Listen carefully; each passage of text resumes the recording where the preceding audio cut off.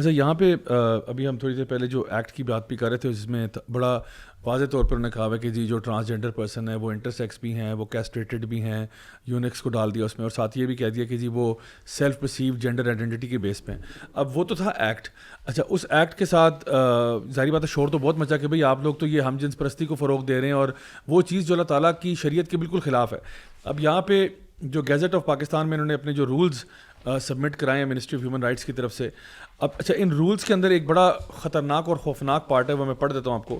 جو اس کا part H ہے اس میں یہ لکھتے ہیں کہ جینڈر افرمنگ سروسز یہ کیا ہوں گی, ٹھیک ہے, جینڈر افرمنگ سروسز. اب یہ ورڈ جو ہے یہ ویسٹ میں تو کامن ہے کہ جینڈر افرمنگ کا مطلب ہے جو بھی آپ جینڈر بننا چاہتے ہیں اس کی افرمیشن کے لیے, جینڈر افرمیشن کے لیے ڈاکٹرز ہیں, سائیکالوجسٹ ہیں, سائیکائٹرسٹ ہیں جو آپ کی سیلف پرسیو آئیڈینٹی کو سپورٹ کریں گے, نہ کہ یہ کہ وہ آپ کو ریکمینڈ کر دیں کہ بیٹا آپ کا نفسیاتی مسئلہ ہے, آپ جینڈر ڈسفوریا کے مریض ہیں وغیرہ وغیرہ. وہ یہ نہیں کہیں گے آپ کو, بلکہ وہ لکھتے ہیں کہ جینڈر افرمنگ سروسز یہ ہمارے رولز کہہ رہے ہیں, ہمارے رولز پاکستان میں انکلوڈز ہارمون تھیراپی, یعنی کہ کوئی شخص بھی جو ہے جینڈر افرمنگ سروسز کے تحت اپنی ہارمون تھیراپی کروائے, اپنے آپ کو ڈفرینٹ ہارمونوں کے ٹیکے لگوائے, سرجری کروائے جا کے, یعنی ہمارا لا جو ہے وہ اس کو الاؤ کرے کہ وہ جا کے اپنے آپ کو اپنے جینیٹیلیا ریموو کروا لے یا کوئی امپلانٹس کروا لے, اس کو فیسیلیٹیٹ کیا جائے.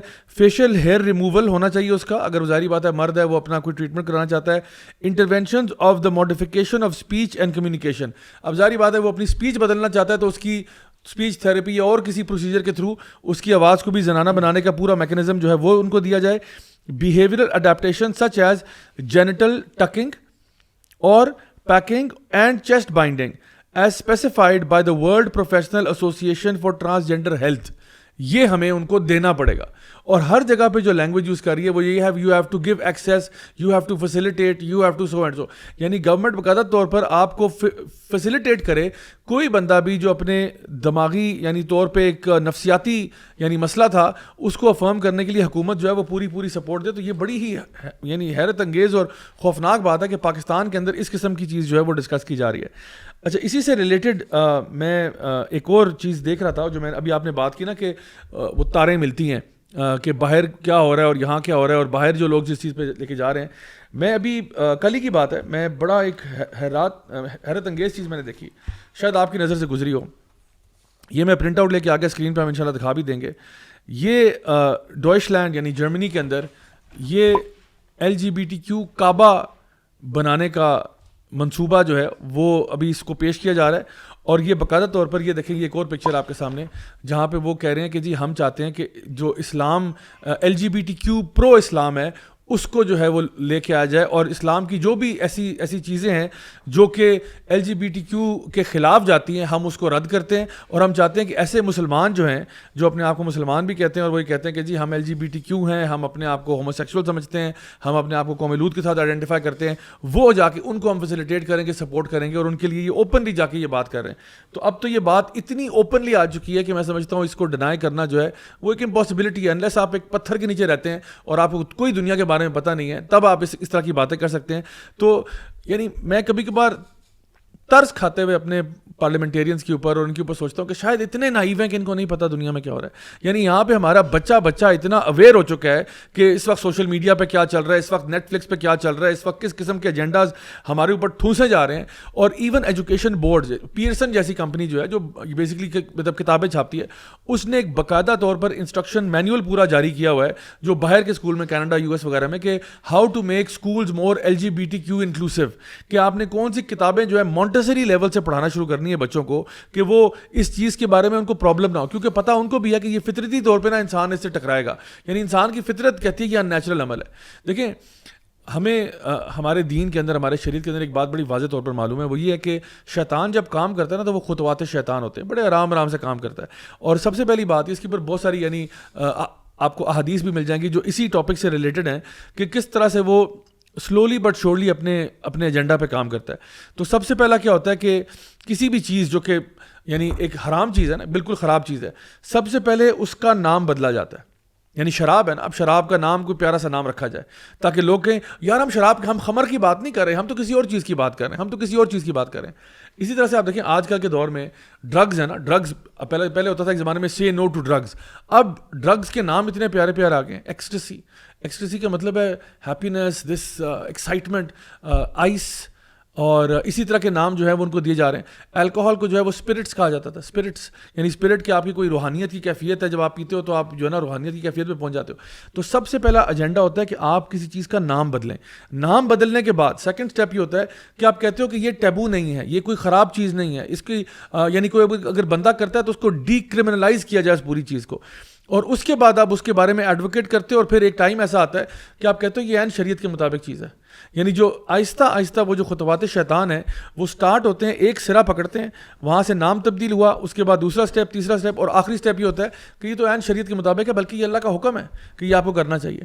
تو میں یہ سمجھتا ہوں کہ یہاں پہ اس وقت سب سے پہلا جو کام کیا جا رہا ہے نا, جہاں پہ الحمدللہ اللہ کا بہت کرم ہے, ہم لوگوں نے پہلا ہی سرا پکڑ لیا, وہ یہ ہے کہ انہوں نے جیسے ہی نام کو تبدیل کیا ہے, یعنی ہومو سیکشوالٹی کو, ہم جنس پرستی کو ایک پیارا سا لیبل لگا کے نیچے کچھ اور چیزیں, یعنی جو جینون مسئلہ تھا انٹرسیکس والا, اس کو انہوں نے جان بوجھ کر ایکٹ میں شامل کیا ہے کہ یہ ڈیفینیشن کے اندر ہے, تاکہ بہت سے لوگ کہیں او یار یہ تو انہیں بیچاروں کی بات ہو رہی ہے, جن کے میں سمجھتا ہوں کوئی بھی خلاف نہیں ہوگا ان کے. تو ان کی آڑ میں انہوں نے بیچ میں اصل ایجنڈا جو ہے نا وہ ڈالا, اور جس طرح سے آپ نے سرے ملائے ان کے, وہی چیز ہے جہاں تک ہم پہنچ گئے. دانیال بھائی آپ سے میں پوچھوں گا کہ یہ جو ریسنٹلی آپ نے سنا ہوگا ایک فلم ہے جو پاکستان کا رخ کر رہی ہے, سنا ہے کہ سنیماز میں بھی آنے والی ہے, جوائے لینڈ کے نام سے ایک فلم ہے, اور وہ فلم جو ہے وہ ایک انپریسیڈنٹڈ قسم کے جو ہے وہ ایوارڈز اور وہ چیزیں ساری, اور وہ ساری سٹوری جو ہے وہ بھی یہی ہم جنس پرستی کی کہانی جو ہے وہ لوگوں تک, ہمارے بچوں تک پہنچانے کی کوشش کی جا رہی ہے. اس کے بارے میں آپ کی کیا رائے ہے کہ یہ کون سا ایجنڈا چل رہا ہے؟ سو جی ضیاء بھائی آپ نے بہت امپورٹنٹ سوال پوچھا. میں اس سے پہلے کہ اس کی طرف آؤں, میں ایک چیز آپ کو بتا دینا چاہتا ہوں. جب ہم اس پہ جب ریسرچ کا آغاز کیا پالیسی کا, کیونکہ میں اسٹوڈنٹ تھا 2017 میں, میرا یہ انٹرسٹ ہوا کہ جو ہماری پارلیمنٹ میں جو لاز وغیرہ آتے ہیں تو ان کو دیکھا جائے. اسی دوران یہ لا بھی ہماری نظر سے گزرا.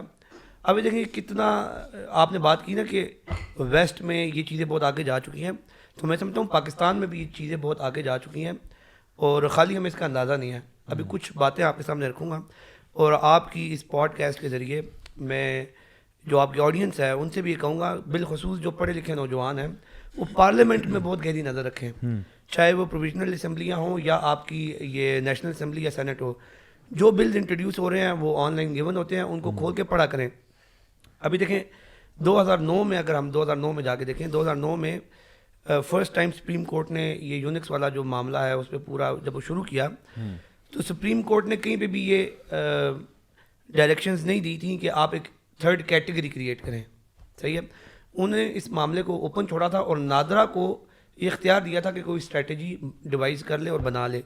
اب جب نادرا نے وہ اسٹریٹجی بنائی, اس میں یہ ساری جو کنسلٹنٹ آرگنائزیشنز جب انوالو ہوئیں, ان ساروں نے کیا, انہوں نے کہا کہ بھئی آپ ایک third category of gender create کر دیں.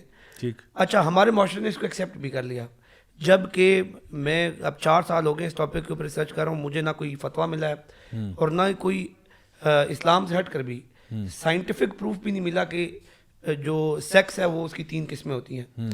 تو یہ ایکس بھی ان اسلامک ہے اور یہ ان نیچرل بھی ہے. Very true. اور یہ جو ابھی کہتے ہیں نا کہ میل سے ڈائریکٹ فیمیل نہیں جا سکتے, تو میل سے ایکس میں جانا بھی تو ان اسلامک ہے. صحیح. اور وغیرہ وغیرہ.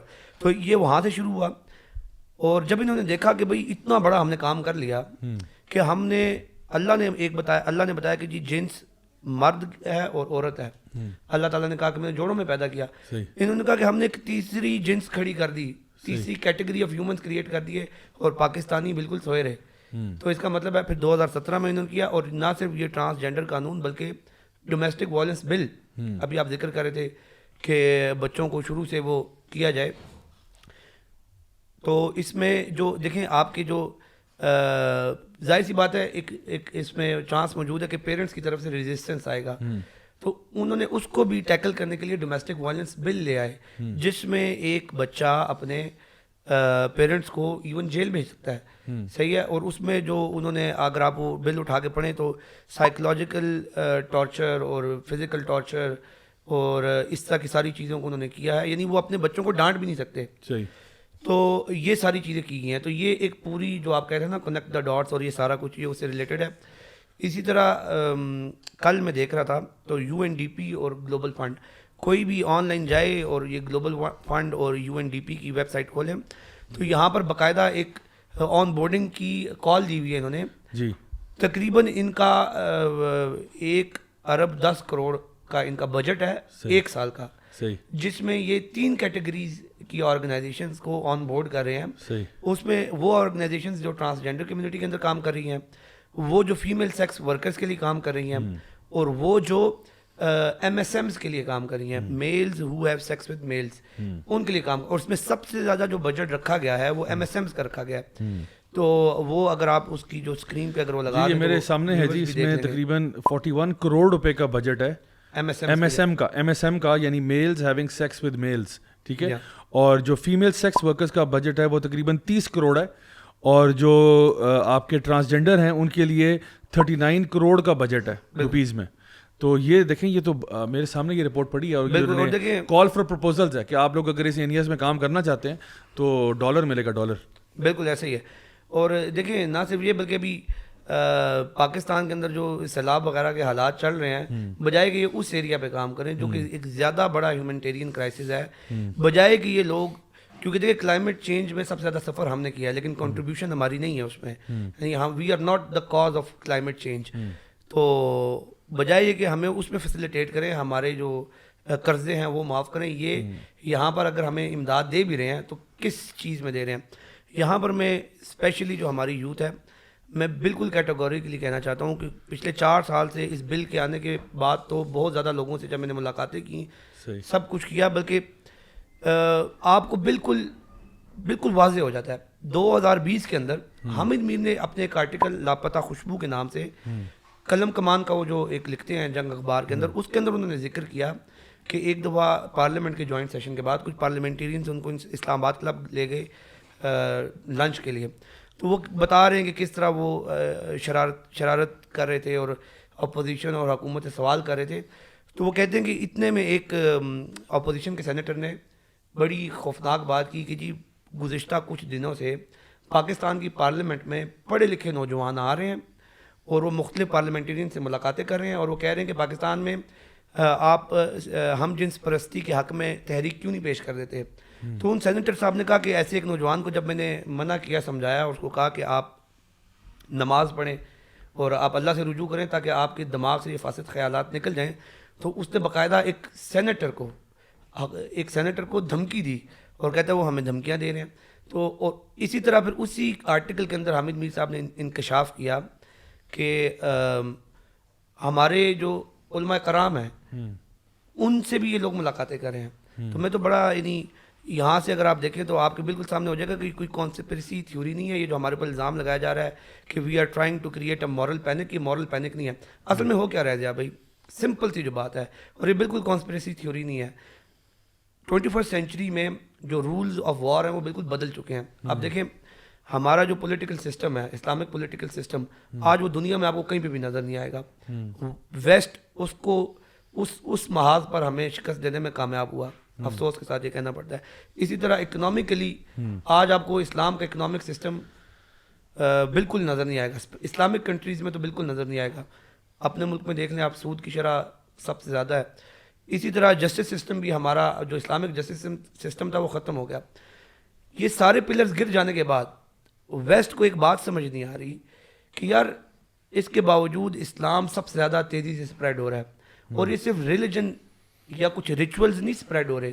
جب ویسٹ کے اندر کوئی اسلام قبول کرتا ہے تو وہ پوری ایک تہذیب کو اڈاپٹ کر لیتا ہے, اسلامی تہذیب کو اڈاپٹ کر لیتا ہے, ان میں حیا آ جاتی ہے اور وہ ساری چیزیں آ جاتی ہیں. اور ان کو سمجھ نہیں آ رہی کہ اتنے زیادہ پلرز ہم نے ان کے گرا دیے ہیں, اس کے باوجود بھی یہ ہمارے اوپر چڑھائی کری جا رہے ہیں. اب ان کا نشانہ ہے ہمارا فیملی سسٹم.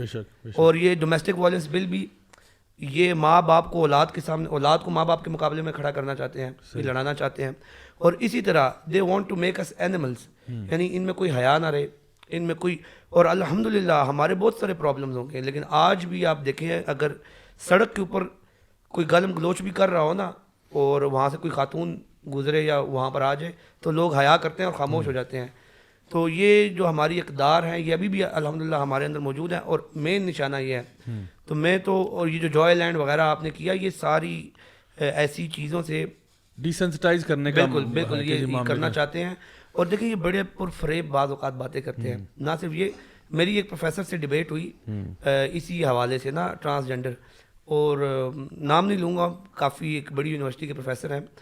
انہوں نے مجھے کہا کہ دیکھیں آپ ہیومن ایولیوشن پہ یقین رکھتے ہیں. میں نے کہا ہاں، لیکن وہ ڈارون والی نہیں. یہ پہلے ہم غاروں میں رہتے تھے، اب ہم بڑے زبردست بلڈنگز میں رہتے ہیں. پہلے ہم ہنٹنگ کرتے تھے، گیدرنگ کرتے تھے، اب تو ہم کارپوریٹ جابز کرتے ہیں اور اس طرح اپنا روزگار حاصل کرتے ہیں. تو اس سینس میں سوشلی ہم نے ایوالو کیا ہے. تو اس نے کہا کہ دیکھیں انسان نے بایولوجیکلی بھی ایوالو کیا ہے، صحیح ہے. اور بایولوجیکل ایوالو کر کے آپ دیکھیں نا، پہلے 2 قسم کے انسان ہوتے تھے، اب 3 قسم کے انسان ہو گئے ہیں. میل فیمیل کے علاوہ بھی اب ایک نان بائنری قسم کے انسان ہوتے ہیں. تو دیکھیں یہ ہیومن ایولیوشن ہے. اور اس بات کو اس نے دلیل بنایا کہ اسلام اس کو ریکگنائز نہیں کرتا. صحیح. اور اس نے کہا کہ دس مینس کہ Islam is an outdated religion. صحیح. آپ نے تو بات کی نا کہ یہ شریعت کو توڑ پھوڑ دیں گے، یہ شریعت کو ختم کرنا چاہتے ہیں. اور یہ کہتے ہیں کہ بھئی، تو میں نے کہا تو اس کا آپ کیا کہنا چاہ رہے ہیں؟ کہتے ہیں اس کا یہ مطلب ہے اگر if there is a God, صحیح ہے، تو جو شریعت محمدیہ ہے، جو اللہ کے نبی شریعت لے کے آئے تھے، اس کا ٹائم گزر چکا ہے. اور اس کی دلیل یہ ہے کہ اس زمانے میں 2 قسم کے انسان ہوتے تھے، اس لیے قرآن ان کو ایڈریس نہیں کرتا. اب 3 ہو گئے ہیں، تو لہٰذا نیا نبی آنا چاہیے، نیا قرآن آنا چاہیے، نئی شریعت آنی چاہیے، پھر ہم گاڈ کے ایگزسٹنس کو مانیں گے. اور اس کو پھر اس نے آگے فردر دلیل بنایا کہ دیر از نو گاڈ. تو یہ سارا کچھ چل رہا ہے.